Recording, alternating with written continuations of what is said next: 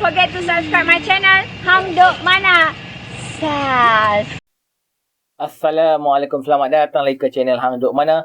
Mari kita dengar respon Datuk Loma Adam terhadap A. Khalid Jassin yang mengeluarkan kenyataan kalau UMNO simpati kepada Muhammad Najib, tidakkah ia bersifati kepada semua rakyat jelata yang kena tanggung dan bayar balik lebih 50 bilion hutang YMDB. Okey, mari kita dengar respon Datuk Loma Adam terhadap Datuk A. Khalid Jassin ini. Kenyataan hari ini oleh ketua tokoh wartawan negara iaitu A. Khalid Jassin itu menyatakan kalau UMNO simpati kepada Muhammad Najib. Tokoh apa? Dekat sini tu tokoh wartawan Tokoh negara. wartawan. Daripada Malaysia Ya. Kini punya. Dia bukan tokoh pengampu Mahdi ke? Oh, betul. Ini kenyataan daripada Malaysia Kini, Datuk. Kalau UMNO simpati kepada Muhammad Najib, tidakkah ia bersifati kepada semua rakyat jelata Ya. yang kena tanggung dan bayar balik lebih 50 bilion hutang 1MDB? Dia menyifatkan bahawa otak rakyat Malaysia yang 32.6 juta kan, sama macam otak dia yang merupakan penyokong tegar Tun Dr. Mahathir agaknya lah kan. Pertama sekali, kalau kita punya keahlian UMNO 3.4 juta tolak dengan 32.6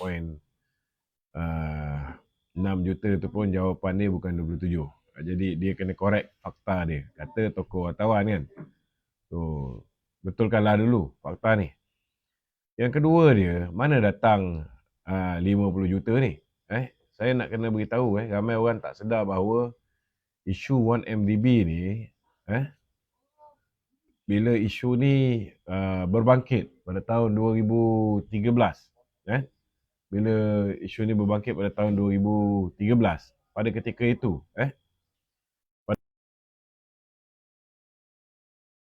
1MDB ada lebih kurang hampir 52 bilion ringgit. Aset dia ada lebih kurang 52 bilion. Berapa hutang dia? Hutang dia tuan-tuan, lebih kurang 42. To be specific, 41.9 bilion hutang dan aset dia ada lebih kurang 51 lebih bilion. Jadi tuan-tuan, on paper, sekiranya 1MDB jual semua aset dia, masih ada surplus minimum 6 bilion ringgit. Modal yang ialah 1 juta ringgit, iaitu 1 juta ringgit ini dibayar kepada kerajaan negeri Terengganu kerana sebelum 1MDB ni ditukar nama, asalnya ialah Terengganu Investment Authority. Dia sebuah syarikat pelaburan di bawah kerajaan negeri Terengganu. Bila dia nak menerbitkan bond bernilai 5 bilion ringgit dengan mencagarkan hasil minyak bumi Terengganu, ke bawah Duli Tuanku Sultan Terengganu tak bersetuju, ke bawah Datuk Seri Ahmad Said, Menteri Besar Terengganu pun tak setuju, dan akhirnya kerajaan pusat mengambil alih Terengganu Investment Authority, tukar nama kepada 1MDB. Jadi cerita-cerita dongeng yang mengatakan bahawa 1MDB duit hilang 50 bilion, ini semua tak betul tuan-tuan. Tak betul. Kalau kita tengok kenyataan yang dikeluarkan oleh kerajaan hari ini, jelas menunjukkan bahawa settlement yang dibuat oleh Goldman Sachs, Goldman Sachs ni pun melebihi 16 bilion ringgit tuan-tuan. Kalau Goldman Sachs bayar lebih 16 bilion ringgit, jadi macam mana dia orang mengatakan bahawa hutang tu nilai dia 50 bilion. Untuk makluman tuan-tuan, ramai orang tak sedar bahawa penyelewengan yang dilakukan terhadap duit 1MDB ialah penyelewengan yang dilakukan oleh Joe Low. Bukan penyelewengan yang dilakukan oleh Datuk Seri Najib. Kalau kita tengok baru-baru ni di Kuwait, beberapa orang telah didakwa dan akhirnya yang dijatuhkan hukuman penjara di UAE, yang dijatuhkan hukuman penjara ialah Jolo dan rakan-rakan dia, rakan-rakan dia yang membantu Jolo untuk menyeleweng dana 1MDB. Sehingga hari ini tidak ada sebarang bukti yang mengatakan Datuk Seri Najib telah menyeleweng duit 1MDB ni, tuan-tuan. Yang pasti, saudara, ialah bila mana duit yang kononnya dikatakan datangnya daripada 1MDB, duit yang telah pun diinvest oleh 1MDB untuk program ataupun untuk projek cari gali minyak di Turkmenistan dan di Argentina, duit yang apa ni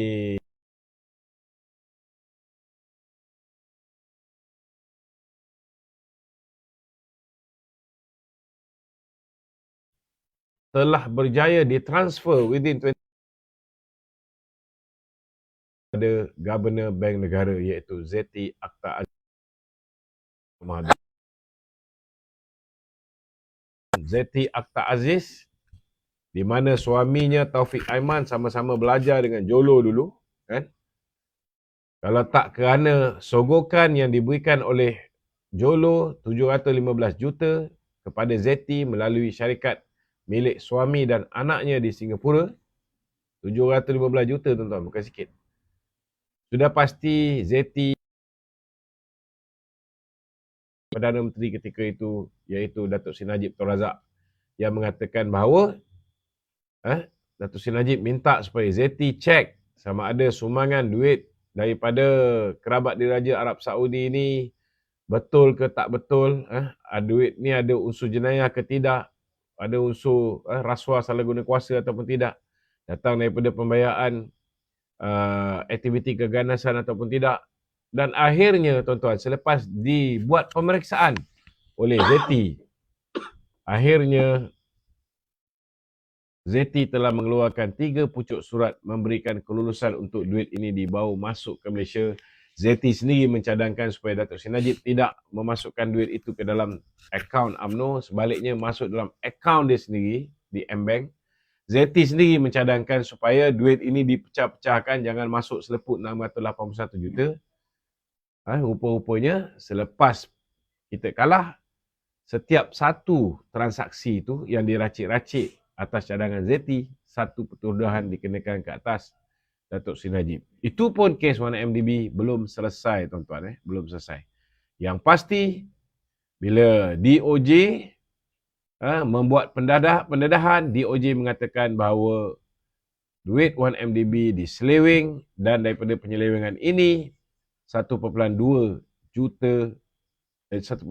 bilion US dollar telah diperolehi oleh Jolo. 715 juta telah diperolehi oleh Zeti Akhtar Aziz. 85 juta diperolehi oleh Taufik Aiman. 75 juta US dollar diperolehi oleh Tim Lesner daripada Goldman Sachs. Begitu juga dengan Roger Ng juga tapi, tuan-tuan, tak ada pun ditulis bahawa Datuk Seri Najib menikmati duit ini. Saudara, ini nak kena faham, tuan-tuan. Dan kalau kita lihat ketika sebelum pilihan raya, mereka mengatakan bahawa investment yang dibuat oleh 1MDB di TRX adalah satu lubang besar, sebab masa itu belum siap. Tetapi bila TRX siap, ataupun apa yang dipanggil sebagai hub kewangan antarabangsa di TRX siap, kita lihat kenyataan daripada orang yang kata ianya satu lubang besar itu, Lim Guat Eng sendiri mengatakan bahawa TRX boleh menjana pendapatan 40 bilion, tuan-tuan. Maknanya kalau 40 bilion tu campur dengan 16 bilion yang dibayar oleh Goldman Sachs, belum lagi settlement yang dibuat oleh M-Bank, belum lagi settlement yang dibuat oleh banyak pihak, belum lagi denda-denda, belum lagi Rohana Rozhan yang telah pun mengugut Tim Lesner. Kalau tak beritahu, kalau tak bagi dia rumah bernilai 10 juta US dollar, rumah ni pun dah dipulangkan kepada SPRM. dia akan melaporkan tentang penglibatan tim Lesnar membantu Jolo untuk menyeleweng duit 1MDB. Tak ada pun dia ugut nak dedahkan bahawa Najib terlibat. Tak ada. Tak ada, tuan-tuan. Jadi nak beritahu dengan Kadir Jassin, penyokong tegar Tun Dr. Mahathir ni, bukan semua rakyat Malaysia bodoh dan terima bulat-bulat. Memohon pengampunan adalah hak Datuk Seri Najib. Memohon pengampunan juga adalah hak keluarga Datuk Seri Najib yang telah pun memfailkan petition untuk Datuk Seri Najib memperolehi pengampunan 10 hari selepas Datuk Seri Najib dijatuhkan hukuman. Begitu juga tuan-tuan, hak UMNO untuk mengutus surat, mengutus warkah merayu supaya Kebawah Duli Yang Maha Mulia Seri Paduka Baginda Yang di-Pertuan Agong memberikan pengampunan penuh kepada Datuk Seri Najib. Itu hak UMNO. Siapa pun boleh tulis surat kepada Kebawah Duli Tuanku. Kita bukan hantar petition, kita bukan hantar memorandum, mendesak dan sebagainya. Tidak, kita menghantar warkah merayu ihsan, merayu simpati Kebawah Duli Tuanku supaya mempertimbangkan Datuk Seri Najib diberikan pengampunan. Sama juga Datuk Seri Anwar Ibrahim pun mengatakan bahawa itu hak UMNO. Dan sehingga hari ini disebabkan belum ada pengesahan, nama Datuk Seri Najib masuk dalam lembaga pengampunan pada 28 hari bulan ni. Jadi Datuk Seri Anwar kata belum lagi masanya untuk beliau komen. Ini kena faham. 28 hari bulan ini memang ada mesyuarat Lembaga Pengampunan Diraja. Memang Lembaga Pengampunan Diraja akan bermesyuarat. Meeting tersebut Datuk Seri Anwar akan terlibat. Meeting tersebut Peguam Negara akan terlibat. Meeting tersebut juga Datuk Seri Anwar selaku Menteri Wilayah mungkin akan menghantar seorang proksi untuk duduk di dalam Lembaga Pengampunan. Dan dalam meeting tersebut, 3 orang akan dilantik oleh Kebawah Duli Tuanku Yang di-Pertuan Agong untuk duduk di dalam Lembaga Pengampunan. Persoalan dia. Ramai yang berfikiran mungkin 28 itulah tarikh penentuan Datuk Seri Najib boleh bebas ataupun tidak ketika Lembaga Pengampunan bersidang. Sebenarnya tuan-tuan, kalau nak masuk Lembaga Pengampunan, dia ada prosedur-prosedur dia. Macam saya dah sebut sebelum ni, tapi ramai orang mungkin tak faham. Ada 2 kaedah pengampunan ni. Kaedah pertama ialah melalui proses Lembaga Pengampunan.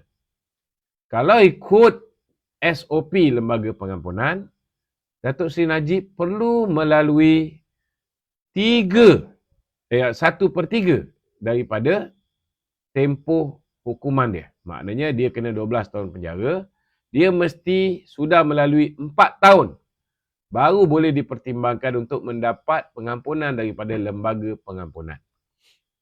Okey, ini pertama.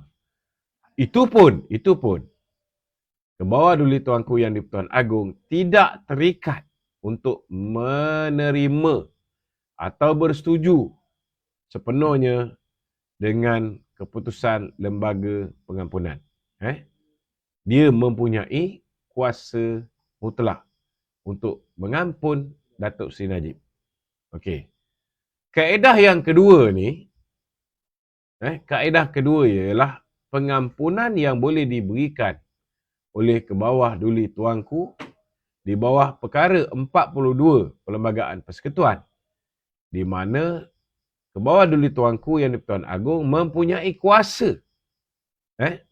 kuasa untuk memberikan pengampunan penuh ataupun pengampunan saja, ataupun boleh mengurangkan hukuman, ataupun boleh menangguhkan hukuman ke atas mana-mana pihak pada bila-bila masa. Yang UMNO nak utus warkah merayu ni, tuan-tuan, dan UMNO telah pun membuat keputusan dalam mesyuarat MKT yang lepas bahawa selain daripada top 5 UMNO iaitu Presiden UMNO, Timbalan Presiden UMNO, 3 orang naib Presiden UMNO, Setiausaha Agung UMNO dan Ketua Perangan UMNO juga adalah salah seorang daripada 7 orang yang akan menghadap ke bawah Duli Tuanku mempersembahkan rayuan daripada UMNO ini kepada ke bawah Duli Tuanku. Jadi sebenarnya tuan-tuan, Datuk Seri Najib ni kalau diperkenan oleh ke bawah Duli Tuanku di bawah perkara 42 ni, besok pun boleh bebas, lusa pun boleh bebas. Sebelum anak dia bertunang 29 hari bulan 4 ni pun boleh bebas. Tak ada masalah. Ianya terletak 100% di bawah discretion, di bawah budi bicara ke bawah Duli Yang Maha Mulia Seri Paduka Baginda Yang di-Pertuan Agong. Kalau melalui lembaga pengampunan, ada risiko. Apa risiko dia? Risiko dia disebabkan dia belum melalui 1/3 tempoh hukuman. Dia belum melalui 1/3 tempoh hukuman. Jadi, kalau dia belum melalui 1/3 tempoh hukuman ini, dia punya pardon ini boleh di-reject ataupun boleh ditolak atas alasan tidak cukup prosedur. Dan jika ditolak, tuan-tuan, jika ditolak, permohonan ini tidak boleh masuk pardon board dalam tempoh 3 tahun. Ini bahaya dia, tuan-tuan. Tidak boleh masuk dalam tempoh 3 tahun. Tetapi kelebihan dia ke bawah Duli Tuanku pada bila-bila masa. Tak kira lah cukup 3 tahun ke, 1 tahun ke, 8 bulan ke, 1 hari duduk dalam penjara ke, Tuanku boleh memberikan pengampunan pada bila-bila masa tanpa sebarang syarat, tanpa sebarang terikat dengan minimum hukuman yang perlu dilalui, tanpa apa-apa. Maknanya walaupun ikut, kalau masuk pardon board, rejected, kena tunggu 3 tahun baru boleh mohon balik, tapi Tuanku bila-bila masa boleh menggunakan kuasanya di bawah perkara 42. Okey. Okey tuan-tuan, komen saya lah. Seperti Datuk Lokman beritahu UMNO akan mengutus surat terus pada yang di-Pertuan Agong, iaitu tanpa melalui panel atau majlis yang untuk beri pengampunan. So di situ Agong akan buat keputusan teruslah untuk nak ampun Najib ataupun tidak. So kalau lepas tu kalau tak, dia orang boleh masuk dia lah. Kalau ikut panel pengampunan tu, dia orang macam Datuk Omar dah cakap, kena serve hukuman 1/3 kan. So macam tak layak lah kat situ. So kita akan lihat lah, adakah Najib Razak ni akan bebas atau tak, dan apakah keputusan yang di-Pertuan Agong nanti. Kita akan lihat, sama-sama lihat. Okay, mari kita terus support PMX Kerajaan Paduan. Assalamualaikum.